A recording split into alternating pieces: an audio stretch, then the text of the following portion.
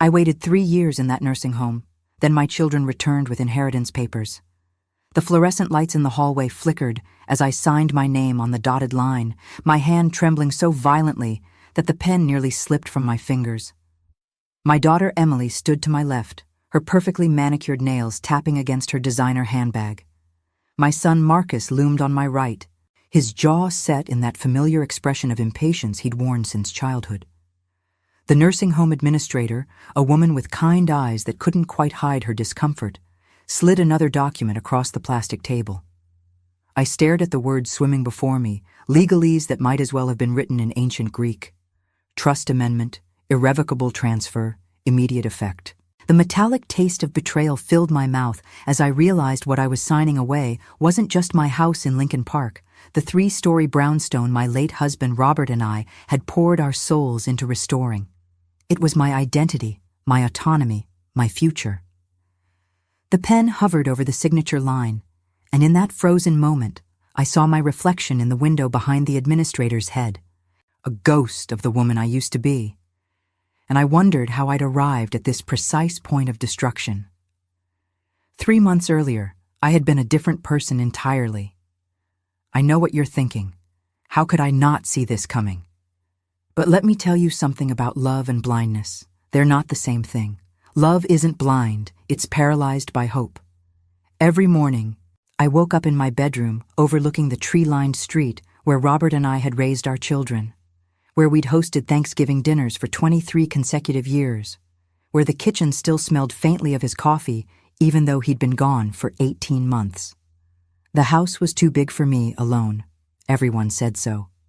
Emily mentioned it over Sunday brunch at Lou Malnati's, her voice dripping with concern that felt rehearsed.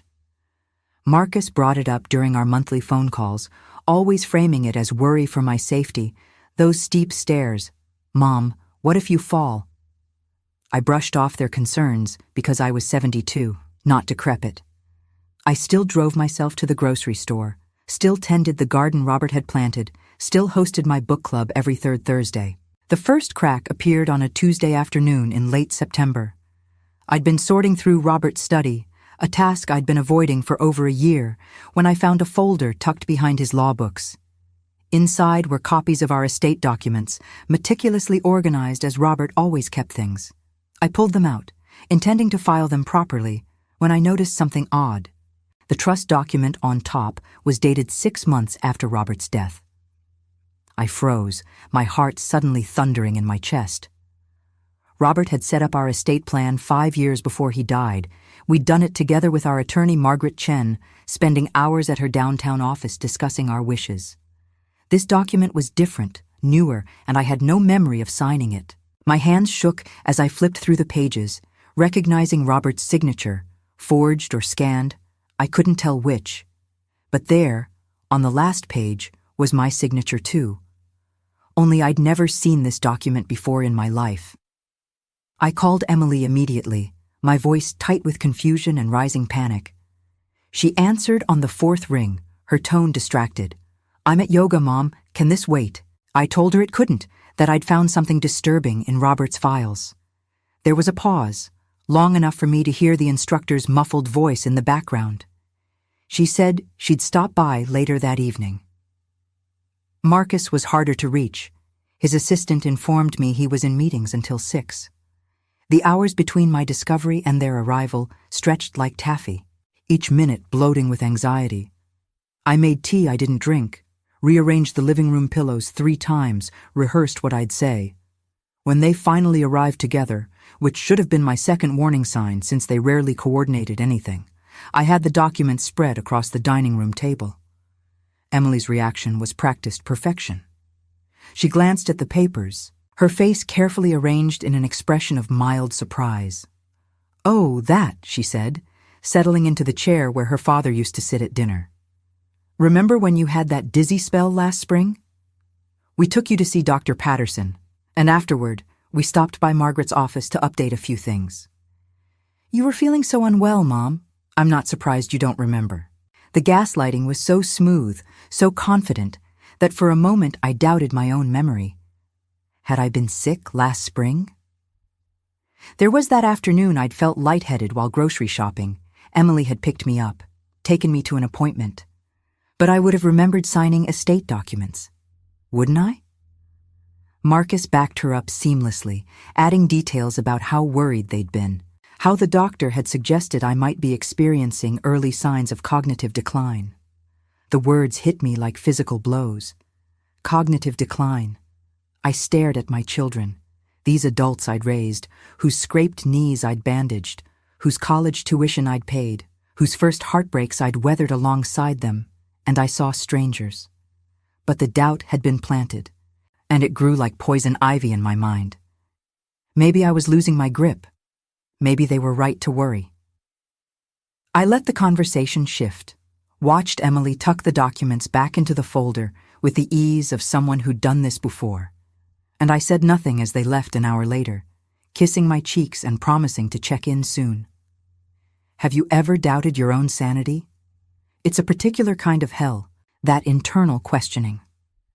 Every forgotten word, every misplaced key became evidence of my declining mind.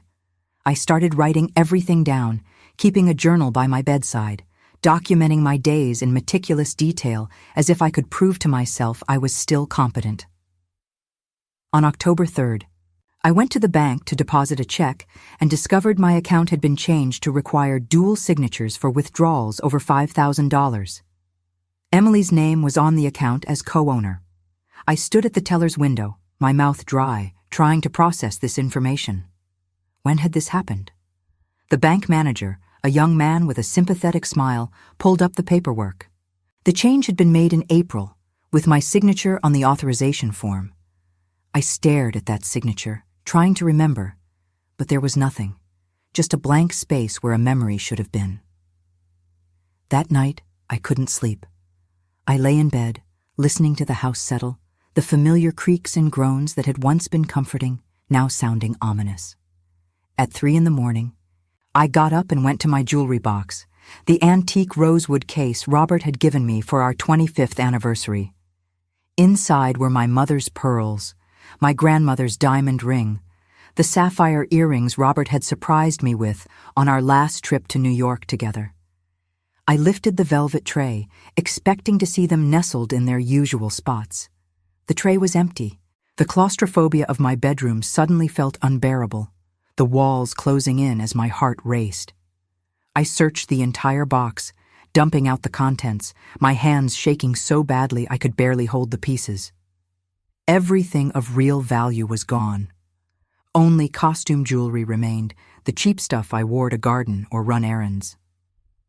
I called Marcus at 3:15 a.m, too panicked to care about the hour. He answered groggily, his irritation barely masked. "What's wrong, Mom?" I told him about the jewelry, my words tumbling over each other. He was quiet for a long moment, then suggested I check again in the morning when I was calmer. "Sometimes things get misplaced, Mom. You've been under a lot of stress since Dad died." The condescension in his voice was unmistakable. I hung up without saying goodbye, sat on the edge of my bed, and for the first time since Robert's death, I allowed myself to consider the impossible. My children were stealing from me. Not just money or jewelry, they were stealing my reality, my confidence, my sense of self. The next morning, I did something I'd never done before. I lied. When Emily called to check in, her daily wellness call that now felt like surveillance, I told her everything was fine. I was feeling much better, I said, apologizing for worrying them with my confusion about the estate documents. I could hear the relief in her voice, the satisfaction. "That's wonderful, Mom. We just want you to be happy and safe." After we hung up, I sat at my kitchen table. The morning light streaming through the windows, Robert had insisted on enlarging during our renovation, and I made a decision. I would stop being the confused old woman they were painting me to be. I would investigate my own life. I started with Margaret Chen, our estate attorney. I called her office, scheduled an appointment without mentioning it to Emily or Marcus. Margaret's office was in the Loop, in one of those older buildings with marble lobbies and brass elevators that moved slowly enough to make you contemplate mortality. She greeted me warmly, her silver hair cut in a sharp bob, her handshake firm. I laid out everything: the documents I'd found, the bank account changes, the missing jewelry. Margaret's expression grew increasingly grave as I spoke.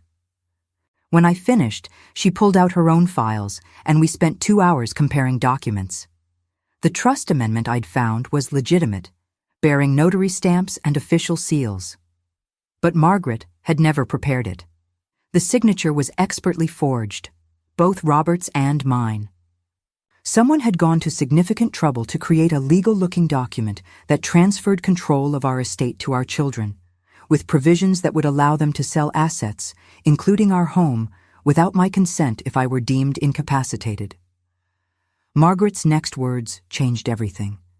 She leaned forward, her eyes hard with professional anger. "This is elder financial abuse, and it's a crime. We need to document everything, gather evidence, and you need to be very careful about what you say to Emily and Marcus.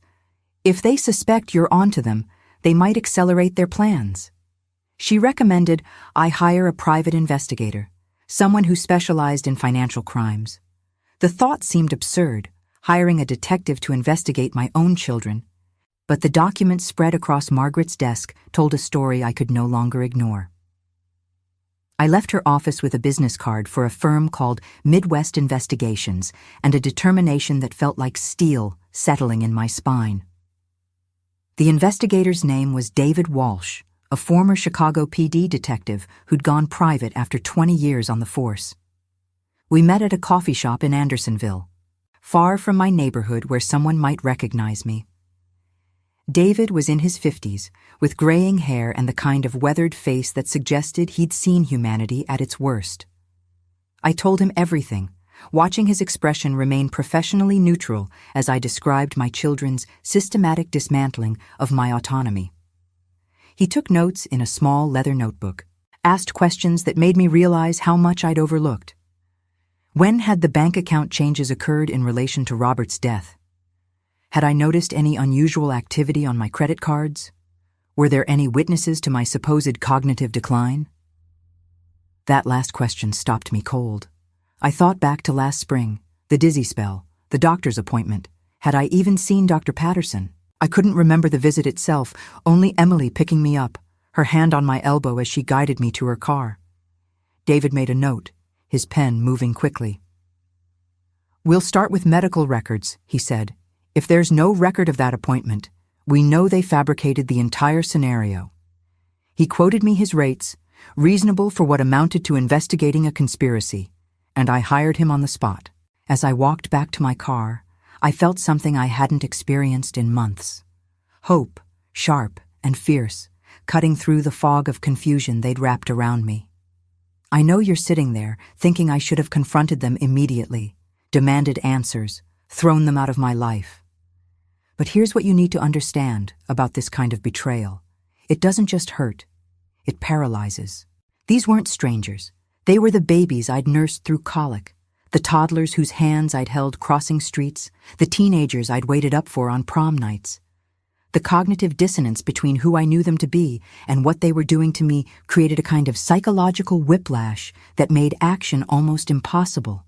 So instead, I played the part they'd written for me. I was the confused widow, the slightly dotty mother who needed their help and guidance. And while I played that role, David Walsh worked in the shadows, unraveling the truth thread by thread. Chapter 2 picked up momentum with discoveries that made my previous suspicions look naive. David called me 2 weeks after I hired him, his voice careful over the phone. "We need to meet," he said. Not at a coffee shop this time, but at his office, a nondescript suite in a building near O'Hare. I drove there on a Thursday afternoon, telling Emily I was meeting an old friend for lunch. The lie came easier now, each deception building my armor against their manipulation. David's office was spare, functional, with filing cabinets lining one wall and a desk that had seen better decades. He gestured to a chair, then pulled out a folder that had grown thick with documents. The medical records came first. Dr. Patterson had no record of seeing me in April or any time that spring. In fact, I hadn't had an appointment with him since my annual physical the previous November. David had copies of the office's scheduling system, appointment logs, Everything. The dizzy spell story was a complete fabrication. But it got worse. He slid another set of documents across the desk. Emily had taken me somewhere that day, to a clinic I'd never heard of, run by a doctor named Gerald Hastings who specialized in geriatric psychiatry. According to Dr. Hastings' notes, I'd presented with confusion, memory loss, and signs of dementia. He'd performed a cognitive assessment that I supposedly failed, documenting severe impairment. The evaluation had been used to support the trust amendment, providing medical justification for transferring control of my assets. I stared at those notes, reading descriptions of a woman I didn't recognize. Patient unable to recall current date, disoriented to place, demonstrated poor judgment and reasoning. The visit had lasted 90 minutes, according to the timestamp. I searched my memory for any recollection of that afternoon, but there was nothing beyond Emily's car. Her voice soothing as she told me we were just going to check something, make sure everything was okay. Had I been drugged? David suggested it was possible. A mild sedative slipped into coffee or tea could produce temporary confusion that would present as cognitive impairment. It was also possible I'd simply been so trusting, so conditioned to defer to my daughter, that I'd gone along with whatever she suggested without fully processing what was happening. The financial trail was even more damning. Marcus, it turned out, had been systematically draining my investment accounts. David had obtained bank records through means I didn't ask about, documenting transfers that totaled over $300,000 in the 18 months since Robert's death. The money had moved in increments small enough to avoid triggering automatic fraud alerts, usually between $5,000 and $15,000 at a time. It had been deposited into accounts Marcus controlled, then quickly dispersed to pay off his gambling debts. My son, the successful attorney who drove a BMW and wore Armani suits, was drowning in debt to offshore gambling sites. The inheritance he was supposed to receive wasn't enough. He needed access to the principal, and the only way to get that was to have me declared incompetent. Emily's motivation was different, but equally mercenary. She wanted the house. David had uncovered emails between her and a real estate developer, negotiations for the sale of my property. The brownstone, in Lincoln Park's most desirable blocks, was worth close to $2 million. Emily had already accepted a preliminary offer, contingent on her obtaining clear title. The plan was elegant in its cruelty.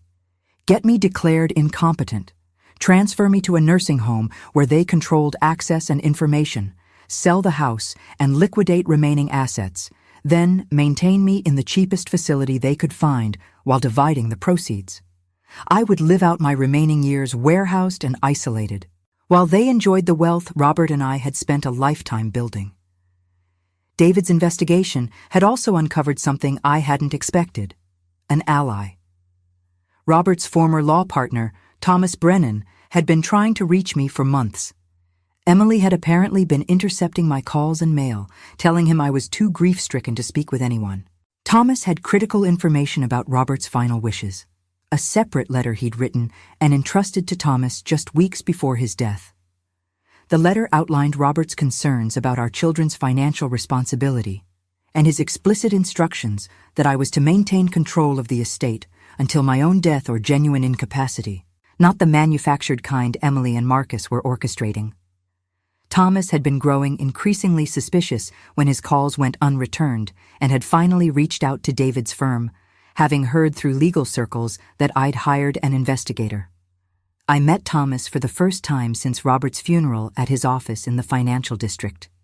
He was older than Robert had been, mid-70s, with the kind of gravitas that comes from decades of high-stakes litigation. He handed me the letter, Robert's familiar handwriting blurring as tears filled my eyes. "My darling Claire," it began, "if you're reading this, I'm gone, and I hope my worries were unfounded. But I need you to know that I have concerns about Emily and Marcus. I've seen troubling signs. The way they inquire too often about our finances, the subtle pressure they apply when we discuss estate planning. Please maintain control of everything I'm leaving you. Don't let anyone convince you that you're incapable or that you need their management. You are the strongest woman I've ever known. Trust yourself, even when others try to undermine that trust. The letter continued for 3 pages, outlining specific concerns and expressing Robert's faith in my judgment. He'd known, somehow he'd sensed what they were capable of, and he'd tried to protect me from beyond the grave. Thomas explained that he'd been planning to deliver the letter at the 1-year anniversary of Robert's death, but Emily had blocked his access. By the time he'd managed to reach me through David, another 6 months had passed. Now, sitting in his wood-paneled office with Lake Michigan visible through the windows behind him, I felt the full weight of Robert's love and the crushing betrayal of our children. Have you ever felt your heart break and harden simultaneously? That's what happened in Thomas's office. The soft, forgiving part of me that wanted to believe in my children's essential goodness calcified into something else. Rage, yes, but also a cold determination that surprised me with its intensity. I wasn't going to be a victim in this story. I was going to fight back, and I was going to win. Thomas became my second ally, working with Margaret Chen to develop a legal strategy while David continued gathering evidence. The plan was multi-pronged: expose the forged documents, prove the medical evaluation was fraudulent, document the financial theft, and do it all before Emily and Marcus could execute the next phase of their scheme. The timeline was critical because David had uncovered their endgame. Through more email intercepts, I learned they planned to move me into a nursing home within the month. Bright Horizons. Senior Living, a facility on the far south side of Chicago, had already been contacted. Emily had toured it twice, according to the visitor logs David obtained. The monthly cost was $3,800, cheap by Chicago standards, and the reviews online painted a picture of neglect and understaffing that made my stomach turn. This was where they intended to warehouse me while they liquidated my life. I spent the next 3 weeks living a double life that would have impressed any trained spy. During the day, I was dutiful, confused mom, accepting Emily's daily check-ins and Marcus's weekly visits with performance-level docility. I let Emily reorganize my kitchen cabinets, claiming I couldn't remember where things went. I asked Marcus the same questions multiple times, playing into his narrative of my declining memory. All the while, I was documenting everything.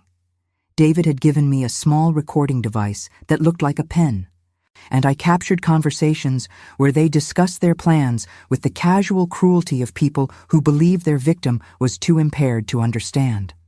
The most damning recording came on a Sunday afternoon when both Emily and Marcus visited together, unusual enough that I knew something was happening. They sat me down in the living room, their faces arranged in expressions of concern, and told me they'd found the perfect place for me to live. Somewhere with round-the-clock care, Emily said, her voice syrupy with false compassion. You'll be so much safer, Mom, and we can visit whenever you want. The lies flowed so smoothly, contradicted by the emails David had shown me detailing their actual visitation plans, once a month if that, and only to maintain appearances for any legal oversight. Marcus handed me a brochure for Bright Horizons, pointing out amenities that the online reviews confirmed didn't actually exist. I played my part perfectly, expressing confusion and fear, asking them to help me understand. Inside, the recording device captured every word as they explained how the house was too much for me, how I'd be happier with less responsibility. Emily even teared up, an Oscar-worthy performance, as she talked about how hard this decision was for them.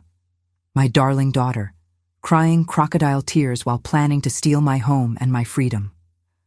I almost broke character then, almost let the rage show, but I held it together.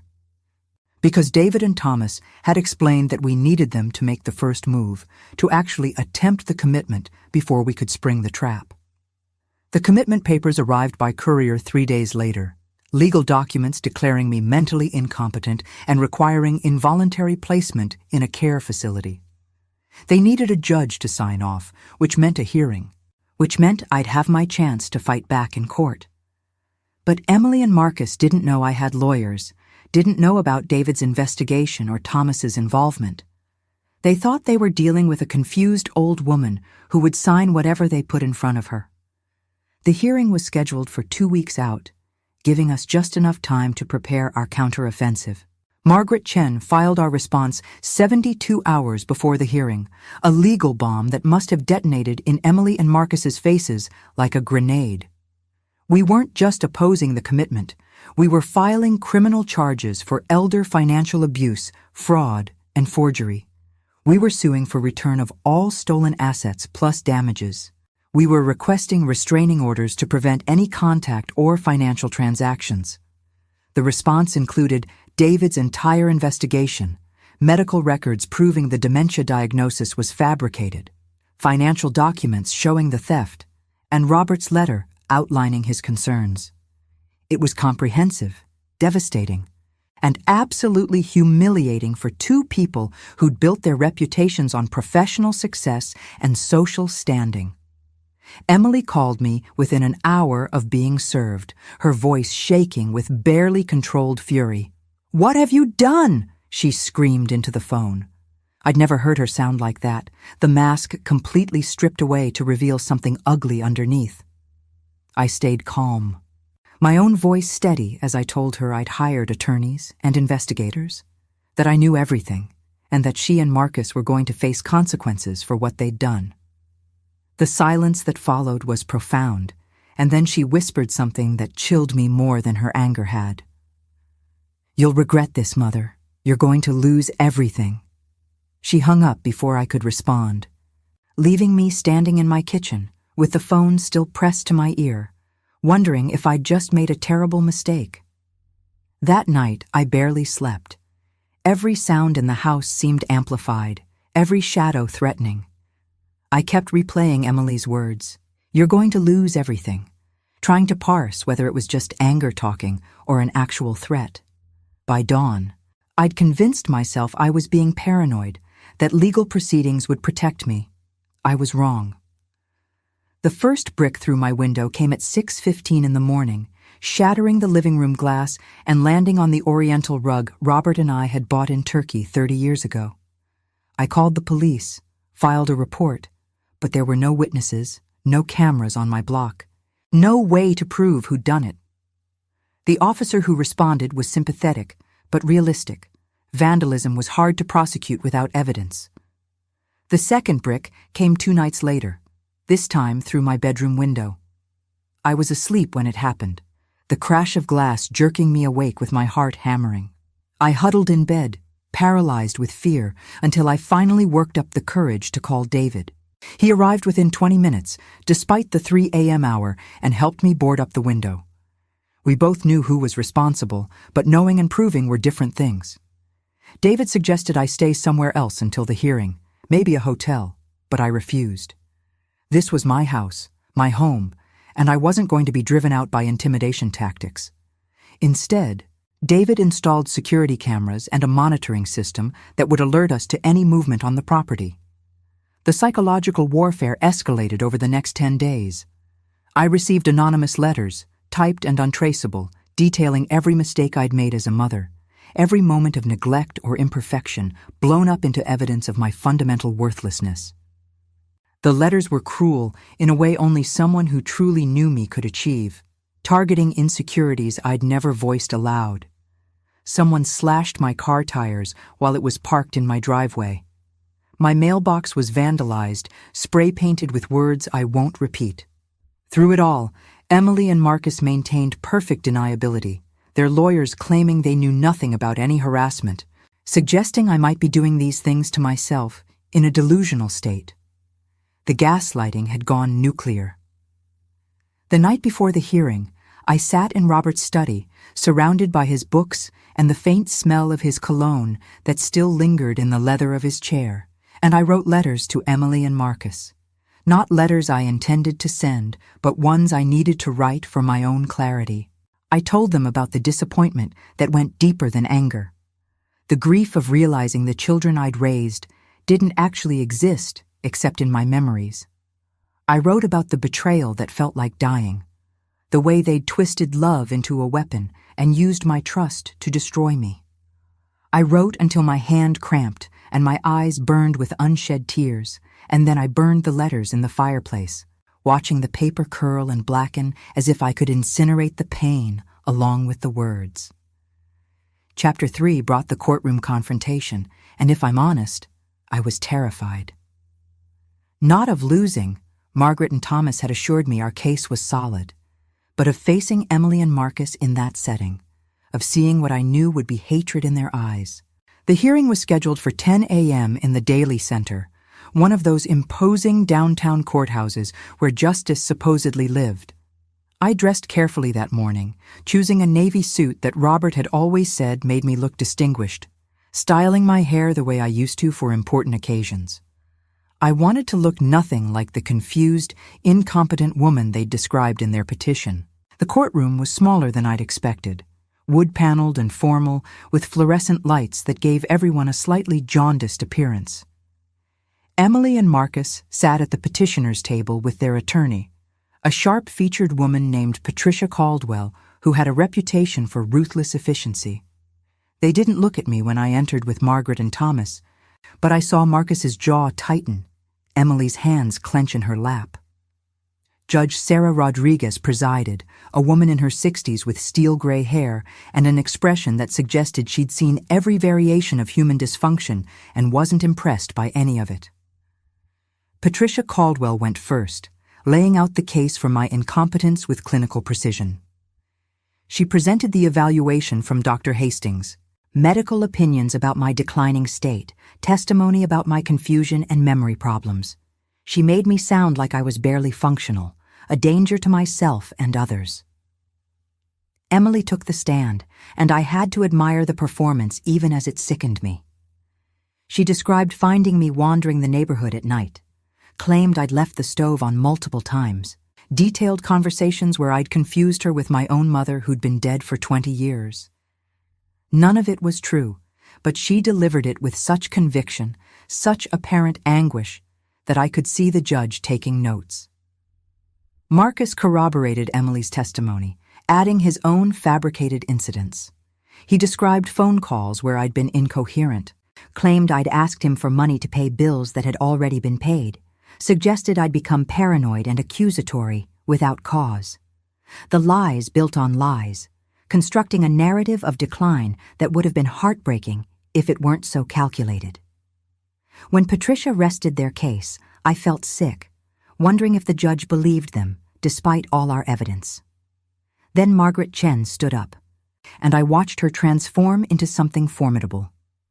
She began by presenting David Walsh's investigation, documents, and recordings that systematically demolished every claim Emily and Marcus had made. She played the recording of them discussing the nursing home, their casual dismissal of my well-being, their frank discussion of how quickly they could sell the house. The judge's expression shifted as she listened, something like disgust flickering across her features. Margaret presented the medical records, proving I'd never been to Dr. Hastings's office, that someone else had been evaluated that day, a Jane Doe patient whose records had been altered to bear my name. The financial evidence came next, bank statements and transfer records showing the systematic theft. Margaret walked through each transaction, highlighting how they'd violated their fiduciary duty as holders of my power of attorney. She presented the forged trust documents, expert testimony from a forensic document examiner who testified that the signatures were sophisticated forgeries. By the time she finished, the narrative had flipped completely. I wasn't an incompetent old woman. I was the victim of a criminal conspiracy perpetrated by my own children. Thomas Brennan delivered the final blow, presenting Robert's letter and his testimony about my husband's concerns. He spoke about knowing Robert for 40 years, described him as one of the most astute judges of character he'd ever met, and emphasized that Robert's worries had been tragically prescient. When he finished, Judge Rodriguez asked if I wanted to make a statement. I hadn't planned to speak, had been content to let the lawyers handle everything, but something in her question made me stand. I looked directly at Emily and Marcus for the first time since entering the courtroom. They both looked smaller somehow, diminished by the weight of their exposed cruelty. I talked about raising them, about the sacrifices Robert and I had made to give them opportunities we'd never had. I described the moment I'd found the forged documents, the way my world had tilted and never quite righted itself, I spoke about the particular pain of betrayal by the people you're biologically programmed to trust. The way it doesn't just wound, but fundamentally alters your understanding of reality. My voice didn't shake. I was proud of that. I ended by saying that I didn't want vengeance. I wanted justice and protection, and I wanted them held accountable so they couldn't do this to anyone else. Judge Rodriguez didn't take long to deliberate. She denied the incompetence petition with prejudice, meaning it couldn't be refiled. She ordered Emily and Marcus to return all stolen assets within 30 days and referred the case to the state's attorney for potential criminal prosecution. She issued restraining orders preventing them from contacting me or accessing any of my accounts. Her final words were directed at my children, her voice cold with judicial contempt. "I've seen many cases of elder abuse in my courtroom," she said, "but few with this level of premeditation and betrayal. You should be ashamed of yourselves." The gavel came down with a crack that sounded like a door slamming shut on that chapter of my life. Outside the courthouse, I stood on the steps with Margaret and Thomas, the Chicago wind whipping around us, and I felt something unexpected. Not triumph, exactly, but a profound relief. The legal battle was won, but I knew the war wasn't over. Emily and Marcus would face financial reparations and possibly criminal charges, but the real damage, the shattered trust and broken family, that was permanent. Thomas touched my arm gently. "You should be proud of yourself, Claire," he said. "What you did took tremendous courage." I nodded, but I didn't feel particularly courageous. I felt exhausted and sad and older than my 72 years. The media picked up the story within days. Chicago Tribune ran it under the headline, "Local Attorney and Real Estate Agent Charged in Elder Abuse Scheme." Seeing Emily and Marcus's professional headshots next to descriptions of their crimes was surreal. The article detailed the case, using pseudonyms for me, but providing enough information that anyone in our social circle would know exactly who was involved. I received calls from people I hadn't spoken to in years, some offering support, others fishing for gossip. I stopped answering the phone, let everything go to voicemail, and screened the messages later. The house felt different after the hearing, both more mine and more haunted. I walked through rooms filled with memories that had been poisoned by recent events. The dining room where we'd celebrated birthdays and holidays now made me remember Emily and Marcus plotting around that same table. Robert's study, my sanctuary, held echoes of the letters I'd burned. Even my bedroom, my private space, felt contaminated by the violation of the thrown brick and shattered window. I started thinking about what Thomas had suggested after the hearing. Maybe selling the house wasn't surrender. Maybe it was liberation. Chapter 4 marked my transition from victim to architect of my own future. The legal victory had given me back control of my assets, but it had also shown me how fragile security could be when people you trusted turned predatory. I spent weeks working with Margaret to restructure my estate, creating ironclad protections against any future attempts at manipulation. We established a trust with independent trustees, none of whom were family members. We set up medical directives with multiple layers of oversight. We created a system where no single person could make unilateral decisions about my care or finances. David Walsh continued his investigation even after the hearing, uncovering additional evidence that would support the criminal case. The state's attorney assigned to prosecute Emily and Marcus was a woman named Jennifer Ortiz, young and ambitious, with a track record of aggressive pursuit of white-collar crimes. She met with me several times, preparing me for what would likely be a trial, since both Emily and Marcus had rejected plea deals. They were still clinging to the hope that they could rehabilitate their reputations, convince a jury that everything had been a misunderstanding born from genuine concern. Jennifer assured me their denial would make the eventual conviction more satisfying, but I wasn't sure satisfaction was what I felt anymore. The grief came in waves, often when I least expected it. I'd be grocery shopping and see a mother with her adult daughter laughing together over produce selections, and I'd have to leave my cart and walk outside to breathe. I'd hear a song that Emily used to love as a teenager, and the nostalgia would punch through my anger like a fist. I'd find Marcus's Little League trophy in the garage, The one from the championship game where he'd hit the winning run and Robert had lifted him onto his shoulders, and I'd sit on the concrete floor and cry for the loss of who we'd been. Thomas Brennan became an unexpected source of comfort during this period. He'd call every few days, ostensibly to update me on legal matters, but really just to check in. He'd been through his own betrayal. His first wife had left him for his law partner decades ago, and he understood the particular ache of trust destroyed. We started having lunch together weekly, meeting at quiet restaurants where we'd talk about everything except the case. He told me about his grandchildren, about the woodworking hobby he'd taken up in retirement, about his plans to finally visit Alaska. I told him about my book club, about the garden I was planning for spring, about the travel I'd always wanted to do but had postponed. One afternoon in early December, sitting in a cafe near the Art Institute, Thomas asked me something no one else had. "What do you want, Claire? Not what the lawyers recommend, not what makes logical sense, but what do you actually want?" I sat with the question, watching snow begin to fall outside the window, and I realized I didn't know. For so long, my wants had been defined by other people. First by being a wife and mother, then by fighting the betrayal. The idea of defining desires independently felt foreign, almost frightening. "I want peace," I finally said, "and I want to stop being afraid." Thomas nodded, as if that made perfect sense. "Then maybe it's time to leave Chicago," he suggested. "Sell the house, take the money, and go somewhere that doesn't have ghosts in every corner." The idea should have felt like defeat, but instead, it felt like possibility.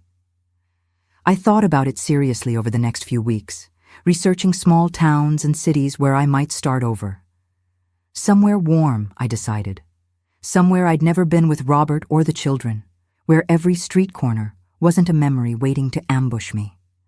I found myself drawn to Savannah, Georgia, with its historic charm and slower pace, far enough from Chicago that I wouldn't constantly be looking over my shoulder. The decision to sell the house was both heartbreaking and liberating.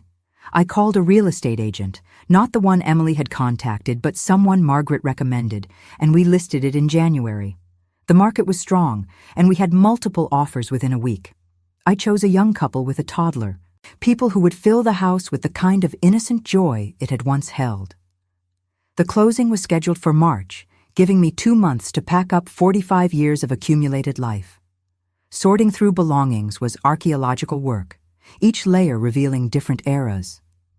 I found Emily's art projects from elementary school, Marcus's collection of comic books from his teenage years, love letters Robert had written me during our courtship. I kept some things, the letters, photos from happier times, Robert's favorite books, but most of it I donated or discarded, understanding that holding on to physical remnants wouldn't preserve the good memories or erase the bad ones. The process was cathartic. Each box I packed and labeled another step toward whatever came next. The criminal trial began in February, and I attended every day despite Jennifer Ortiz telling me I didn't have to. I needed to see it through, needed to witness accountability, even though the proceedings were grueling. The prosecution presented the evidence methodically, building an overwhelming case of deliberate fraud and exploitation. Emily and Marcus's attorneys tried to paint them as concerned children who'd made errors in judgment, but the recordings and documents were impossible to explain away. Dr. Hastings, the geriatric psychiatrist who'd provided the fraudulent evaluation, had already pled guilty to insurance fraud in an unrelated case and testified against them in exchange for a reduced sentence. His testimony was damning, describing how Marcus had paid him $15,000 to create a false diagnosis. Emily took the stand in her own defense, and I had to admire her commitment to the performance, even as it fell apart under cross-examination. She maintained that everything had been done out of love and concern, that she genuinely believed I was declining. Jennifer Ortiz methodically destroyed the narrative, presenting emails where Emily discussed maximizing profit from the house sale, text messages where she complained about having to maintain the charade of caring. By the time Jennifer finished, Emily was crying, but they looked like tears of frustration rather than remorse.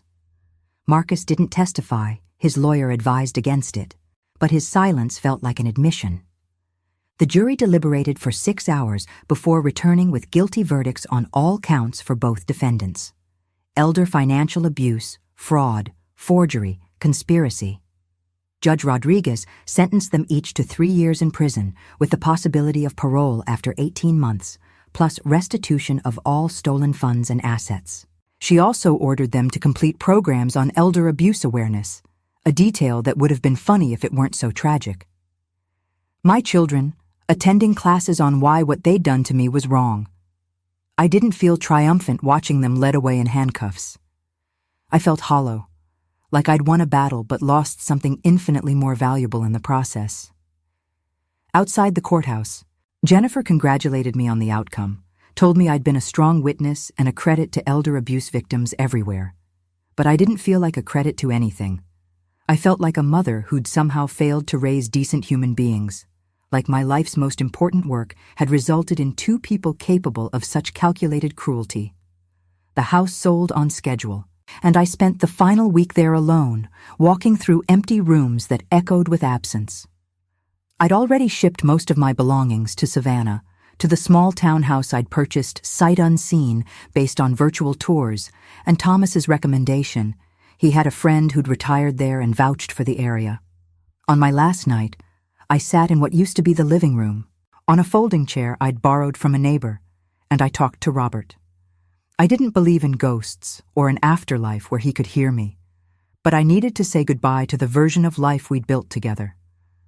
I told him about Emily and Marcus, about what they'd done and what it had cost us all.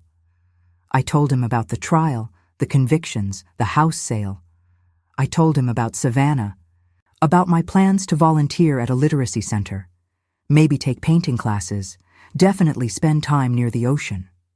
I told him I was sorry I hadn't protected our children from becoming the kind of people who could do what they'd done, though I wasn't sure how I could have. And I told him I loved him still, would always love him, but I had to move forward into a life that didn't include him or the family we'd created. The words echoed in the empty room, and then I stood, folded the chair, and walked out of that house for the last time. Chapter 5. Opened with Savannah's humid embrace, so different from Chicago's sharp winters that it felt like landing on another planet.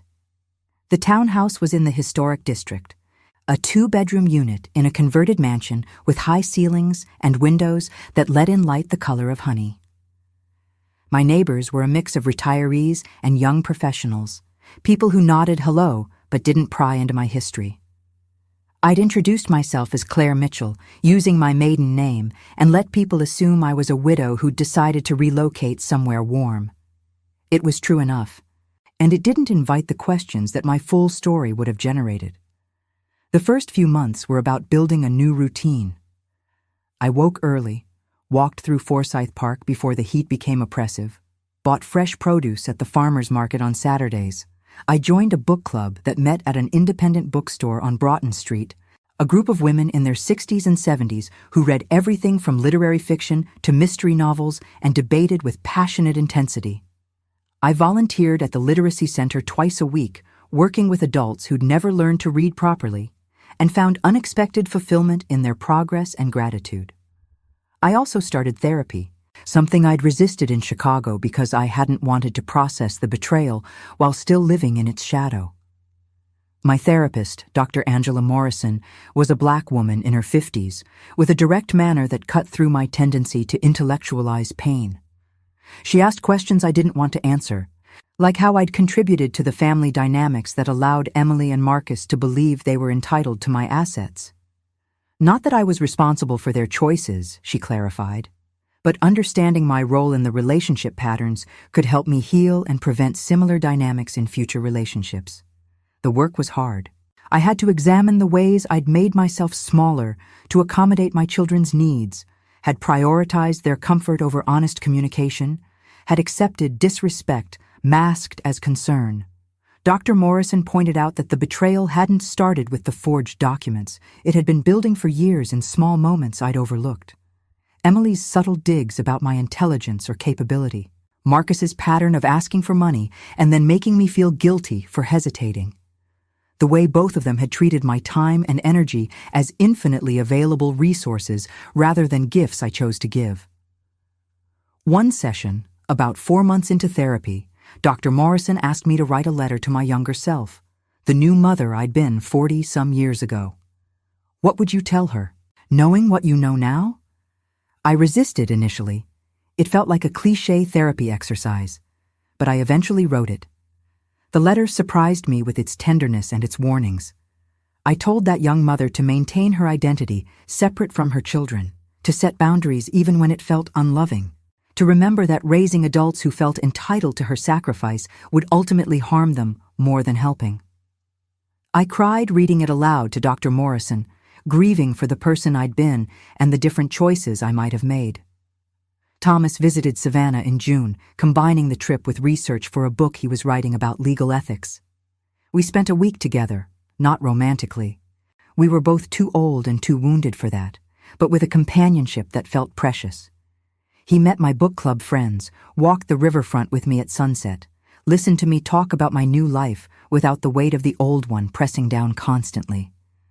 On his last night, over dinner at an oyster bar near the water, he told me he was proud of how I'd rebuilt. "You could have stayed bitter," he said. "You could have let what they did define the rest of your life. Instead, you chose something else." But I did feel bitter sometimes, especially on dates that used to be significant. Emily's birthday in July passed with no acknowledgement from either of us. Marcus's birthday in September was the same. The anniversary of Robert's death in October hit me hard. Grief compounded by loneliness, and the knowledge that the children who should have been grieving with me were instead serving prison sentences for what they'd done to me. I spent that day at the beach, walking for hours, letting the Atlantic waves provide a rhythm for my tears. I'd been in Savannah almost 8 months when I got the first letter from Emily. It arrived with a prison postmark, her handwriting still neat and precise on the envelope. I almost threw it away unopened, but curiosity won. The letter was 5 pages long, single-spaced, and it was everything I'd expected and nothing I'd hoped for.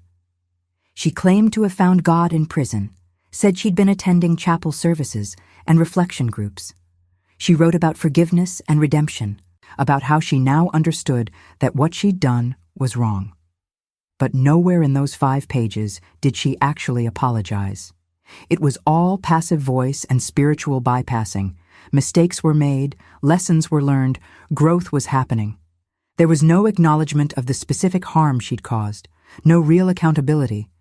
Just a request that I visit her and begin the process of healing our relationship. I didn't respond. Dr. Morrison and I spent 2 sessions processing the letter, examining my obligation, if any, to provide the forgiveness Emily was requesting.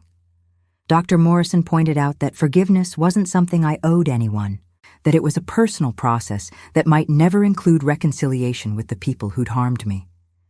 She also noted that Emily's letter wasn't really about me. It was about Emily's need to feel absolved so she could maintain her self-image as a good person who'd made mistakes rather than someone who'd deliberately victimized her own mother. Marcus never wrote, which somehow felt more honest. He'd made his choices and was living with the consequences without asking me to make it easier for him. I almost respected that, or at least I found it less manipulative than Emily's performance of redemption. According to Jennifer Ortiz, who still sent occasional updates, Marcus was a model prisoner, kept his head down, worked in the prison library, didn't cause trouble. Emily had already filed 2 grievances about conditions and started a petition for early release based on good behavior. The difference in their approaches told me everything about who they fundamentally were. As fall turned to winter, I found myself thinking less about Chicago and more about Savannah's future. I'd made friends here, real friends who knew me as I was now rather than who I'd been. I joined a painting class and discovered I had some talent for watercolors, particularly landscapes and ocean scenes. I'd even gone on a few dates, awkward dinner affairs with widowers from the book club or the community center. Nothing that sparked romance, but pleasant enough ways to remember I was still capable of connection. The townhouse began to feel like home rather than a temporary refuge. I painted the walls colors Robert would have hated but I loved, a soft coral in the bedroom, sage green in the living room. I bought plants and actually kept them alive, filled windowsills with herbs I used in cooking.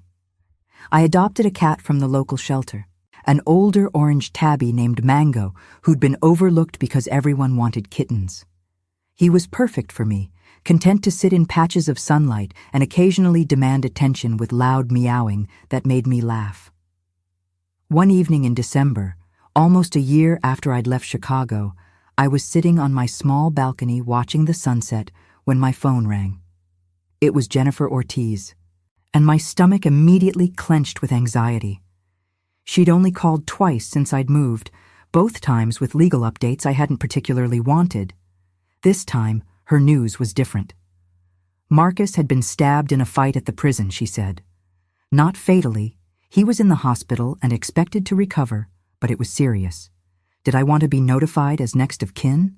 Did I want to visit? I sat with the question for a long moment, watching the sky turn from orange to purple. A year ago, I would have felt obligated to go, would have dropped everything to be at his bedside because that's what mothers do. But I'd done a lot of work in therapy, a lot of rebuilding of boundaries and self-definition, and I knew what my answer was.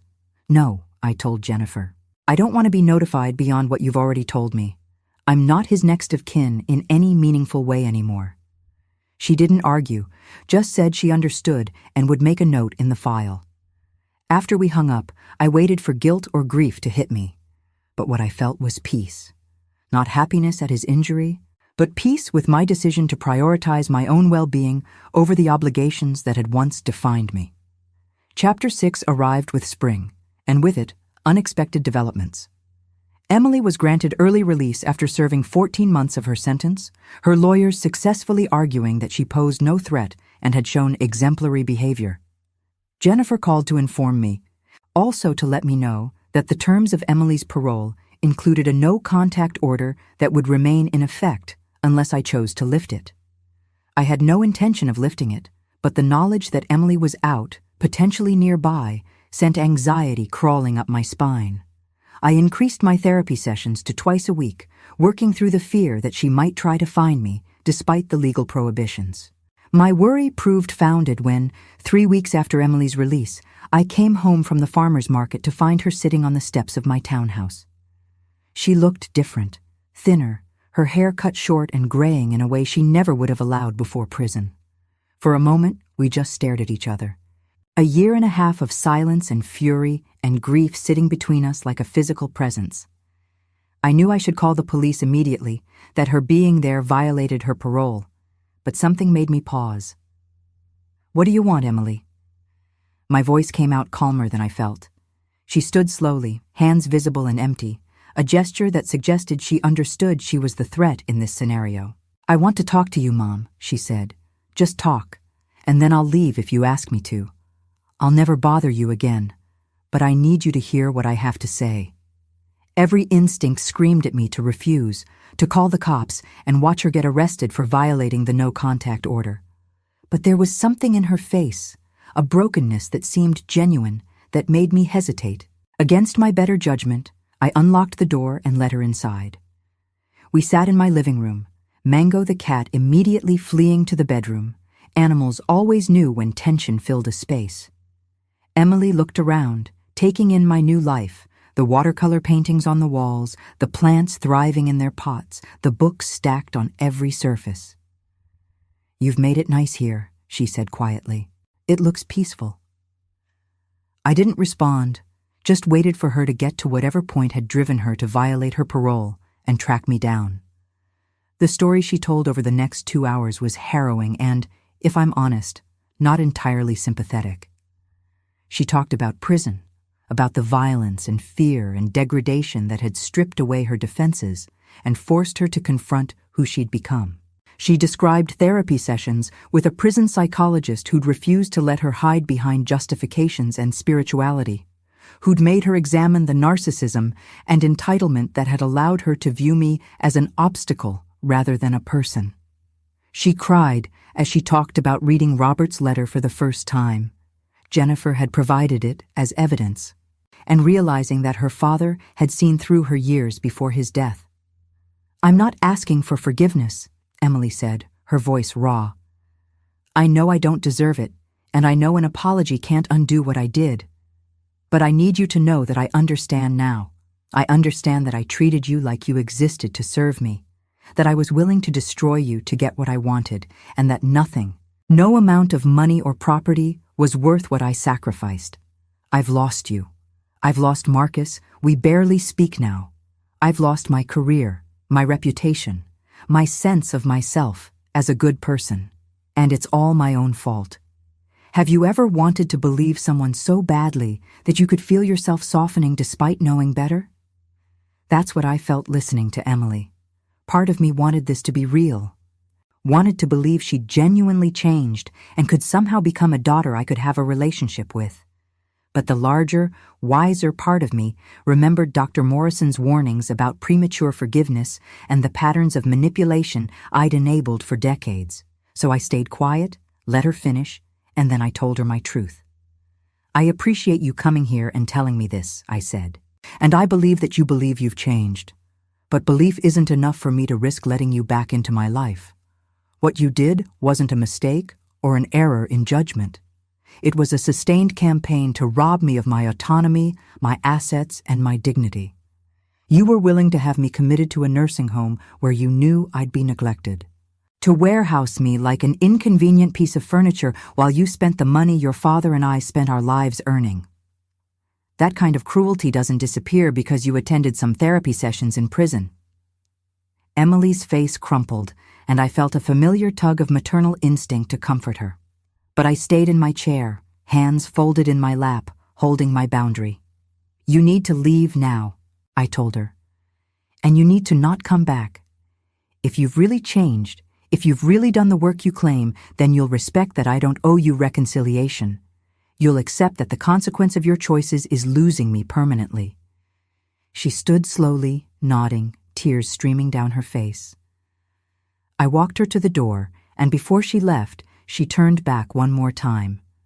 I'm sorry, Mom, she whispered, for all of it. I'm so sorry. I nodded, acknowledged her apology without accepting it, and closed the door. I stood there for a long time, my back against the wood, listening to her footsteps recede down the stairs and finally fade away. Then I called Jennifer Ortiz and reported the parole violation. Emily was arrested later that evening and spent another 30 days in jail for the contact breach. I felt guilty about that for approximately 5 minutes before Dr. Morrison reminded me that consequences were necessary for accountability, and protecting myself wasn't cruel. It was healthy. The incident with Emily shifted something in me. I'd been living in Savannah for over a year, building a new life. But part of me had still been waiting, holding space for the possibility of reconciliation. Emily's visit and my decision to maintain the boundary closed that door definitively.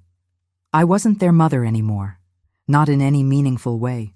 I was Claire Mitchell, a 73-year-old woman with her own life, her own interests, her own identity separate from the role I'd performed for 5 decades.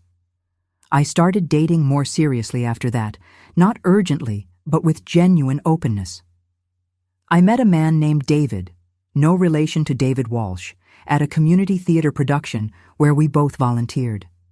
David was 76, a retired architect who'd lost his wife to cancer 3 years earlier.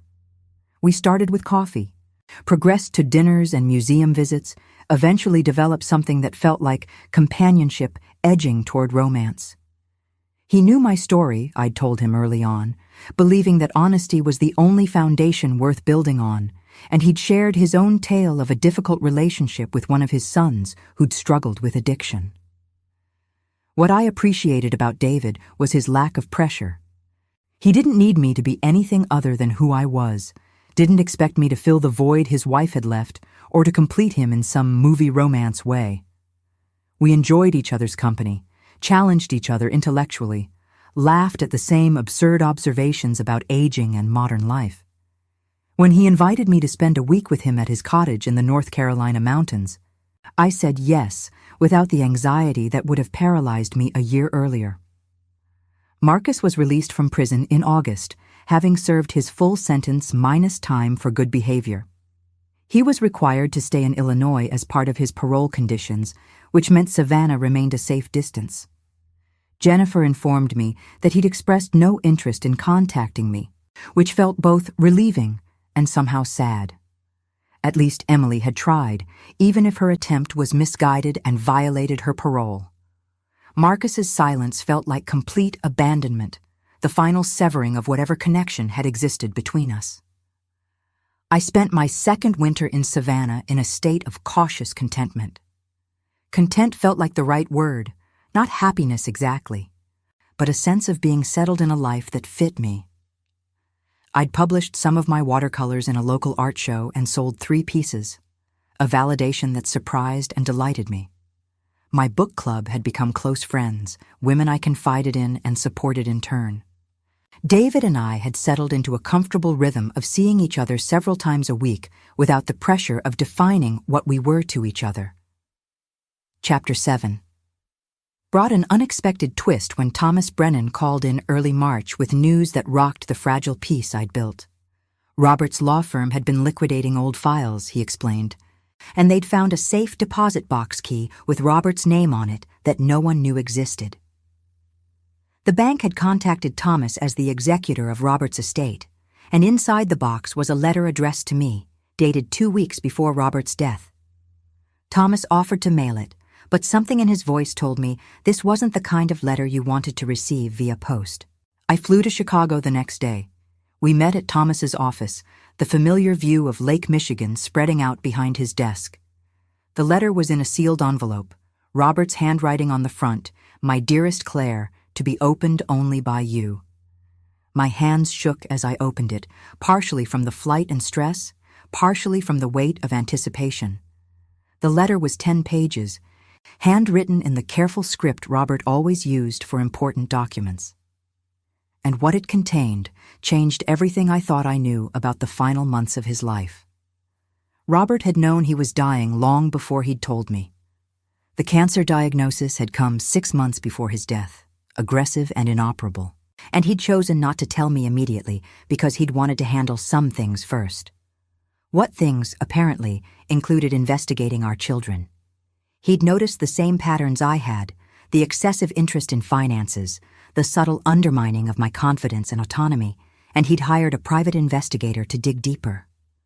What the investigator found had confirmed Robert's worst fears.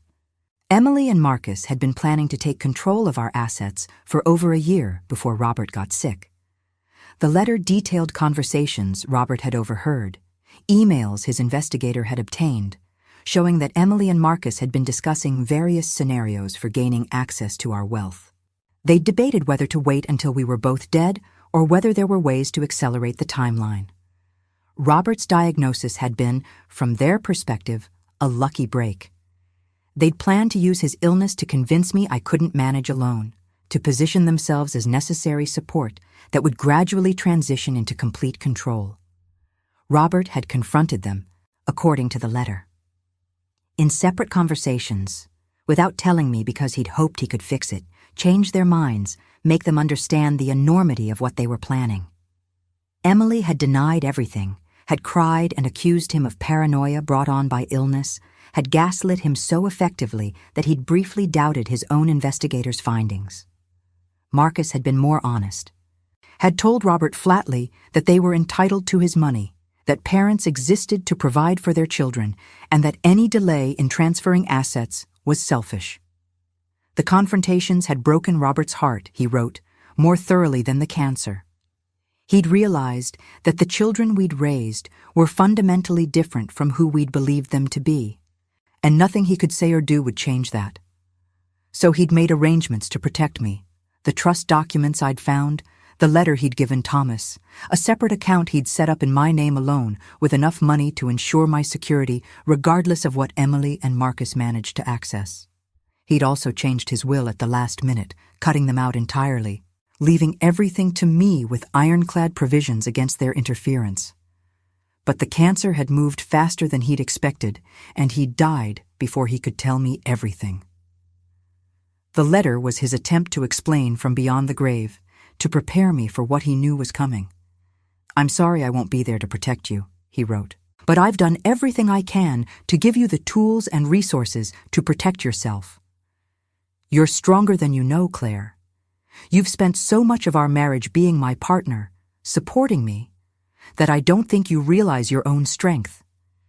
You're going to need it for what's ahead. Don't let them convince you that you're incompetent or incapable. Don't let them take what we built together. Fight, my love. Fight for yourself the way you always fought for our family. The final paragraph destroyed me. I love you more than I have words to express, Robert wrote. You've been the best part of my life, and my only regret is that I won't grow old with you. But I believe you'll find joy again, find purpose, and maybe even love after I'm gone. You deserve it, Claire. You deserve to be cherished and supported and celebrated. And if our children can't or won't do that, then you have my blessing to move forward without them. Family isn't just blood, it's people who love you well. Build that kind of family and know that I'll always be proud of you. I sat in Thomas's office and sobbed, great heaving cries that came from somewhere deep and wounded. Thomas handed me tissues and waited patiently, and when I finally got myself under control, he told me the rest. The safe deposit box had also contained documentation of Robert's investigation, evidence that corroborated everything I'd discovered on my own. It also contained a cashier's check for $200,000, the money from the separate account Robert had mentioned, which had been sitting untouched accruing interest for the 18 months since his death. I flew back to Savannah the next day, Robert's letter tucked carefully in my carry-on, and I spent the following week processing what it meant. In some ways, knowing that Robert had known, that he'd tried to protect me and prepare me, made the betrayal less isolating. I hadn't been blind or stupid. The children we'd raised really had hidden who they were becoming, and even Robert, with all his legal experience and sharp judgment, had been shocked by the extent of their capacity for cruelty. But it also amplified my grief, for Robert, who died knowing his children were willing to victimize me. For the years of our marriage when we'd been proud of Emily and Marcus, without realizing we were proud of illusions. Dr. Morrison helped me work through the complicated emotions. She pointed out that Robert's letter was a gift, confirmation that my perceptions had been accurate and that the strength I'd found to fight back was exactly what he'd believed I was capable of. She also noted that it was okay to be angry with Robert for not telling me while he was alive, for trying to handle it alone instead of trusting me as a partner. Anger and love aren't mutually exclusive, she reminded me. You can hold both. I decided to use Robert's money to establish a foundation, something that would help other victims of elder financial abuse. I worked with Thomas to create the structure, ensuring it would provide legal assistance to seniors who couldn't afford to fight back against predatory family members or caregivers. We called it the Robert Mitchell Foundation for Elder Protection, and it launched with a fundraiser gala in Chicago that raised an additional $300,000 in donations.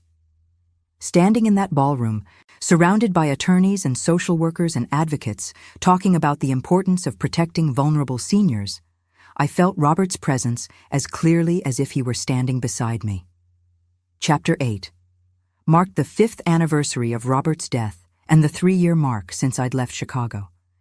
The foundation was thriving, helping dozens of seniors navigate legal battles similar to mine. I'd become a spokesperson of sorts, doing interviews and speaking engagements about elder abuse and the importance of estate planning with protections against family exploitation. My story, once something I'd wanted to hide, had become a tool for education and prevention. Emily reached out again, this time through a letter sent to the foundation's office. She'd completed her parole, she wrote, and was working as a paralegal at a nonprofit that helped formerly incarcerated people reintegrate.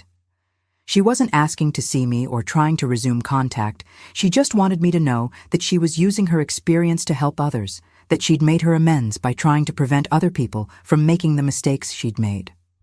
The letter was brief and respectful of my boundaries, and I appreciated that even as I didn't respond.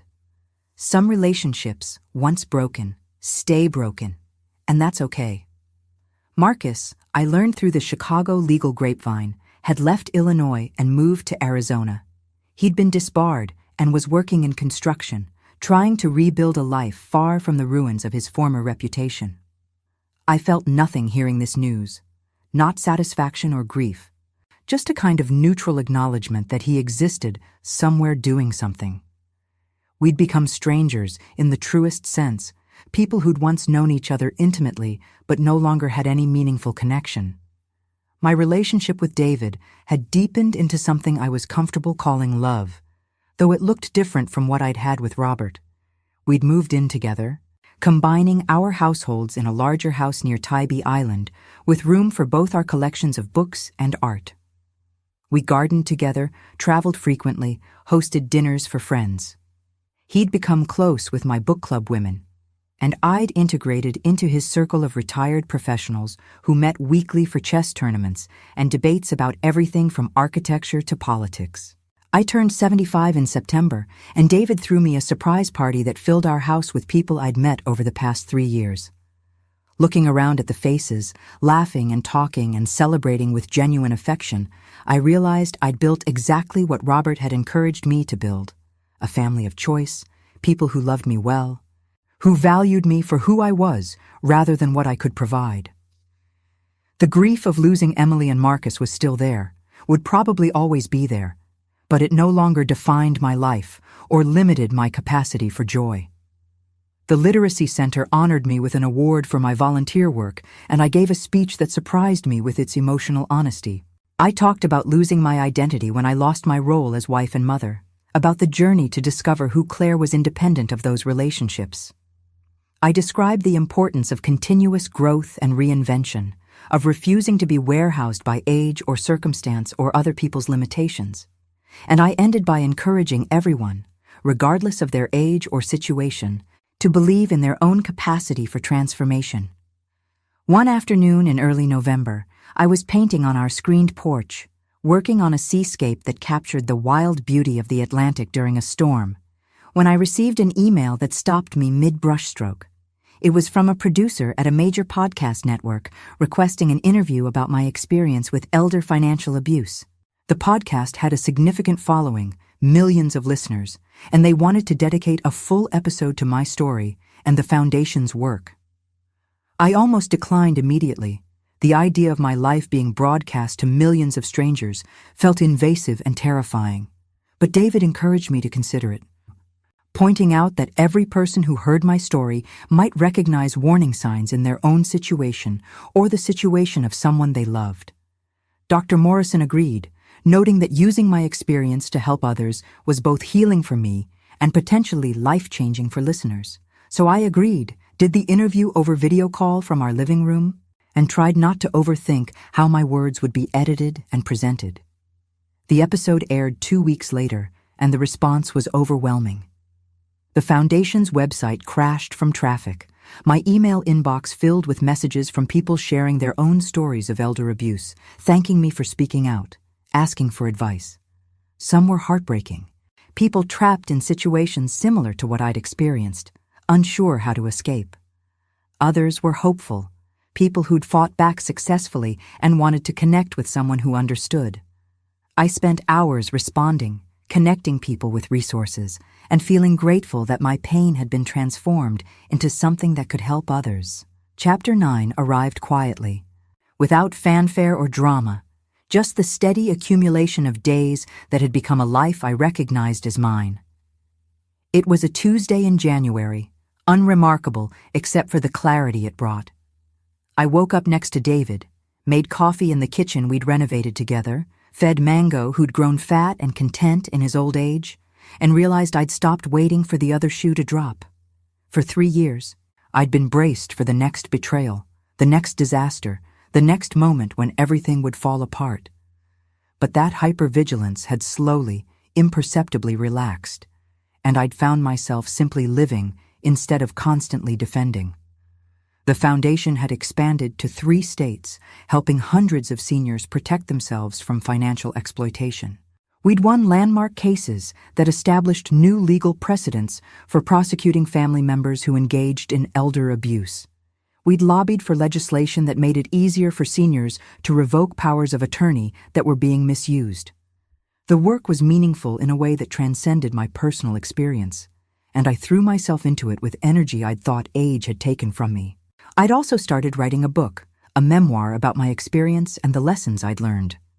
Not for money or fame, but because a publisher had approached me after the podcast episode aired, believing my story could help educate people about the warning signs of family financial abuse and the importance of planning to protect yourself. The writing was hard, forcing me to relive the worst moments of my life in detail, but it was also cathartic. Dr. Morrison encouraged it, saying that narrative construction was a powerful tool for processing trauma and finding meaning. One section of the book focused specifically on what I called Clara's wisdom, lessons drawn from my experience that I hoped would help others avoid similar betrayals. The first lesson was about boundaries, how they're not selfish or unloving but necessary for healthy relationships. I'd spent decades making myself endlessly available to Emily and Marcus, never saying no, never maintaining space for my own needs, and it had taught them to see me as a resource rather than a person. Healthy boundaries, consistently enforced, might have changed the dynamic or at least limited the damage they could do. The second lesson addressed trust and verification. I'd been so committed to trusting my children that I'd ignored warning signs and refused to verify their claims about my cognitive health or financial management. Trust is important in families, but blind trust is dangerous, especially when money and power are involved. Verifying information, asking for documentation, seeking second opinions, these aren't signs of distrust. They're basic self-protection. If someone is trustworthy, they won't be offended by reasonable verification requests. The third lesson focused on legal protection. Estate planning isn't just about distributing assets after death. It's about protecting yourself during life from people who might exploit your trust or capacity. Having independent trustees, requiring multiple signatures for major transactions, establishing clear medical directives with oversight mechanisms, these protections feel excessive until you need them. And by the time you need them, it's often too late to implement them. I encouraged everyone, regardless of their relationship with family members, to build these protections proactively. The fourth lesson was perhaps the most personal. Forgiveness is not required. I'd been raised with messages about the importance of family forgiveness, about how blood is thicker than water and you always forgive your children no matter what. But those messages had left me vulnerable to manipulation and had made me feel guilty for protecting myself. The truth I'd learned through therapy and hard experience is that forgiveness is a personal choice, not an obligation. And forgiveness doesn't require reconciliation or continued relationship. You can release anger and move forward without inviting someone back into your life. The final lesson addressed identity and reinvention. I'd defined myself for so long by my relationships, wife, mother, that when those relationships ended or changed, I'd felt untethered and lost. But the process of rebuilding in Savannah had taught me that identity is fluid and can be reconstructed at any age.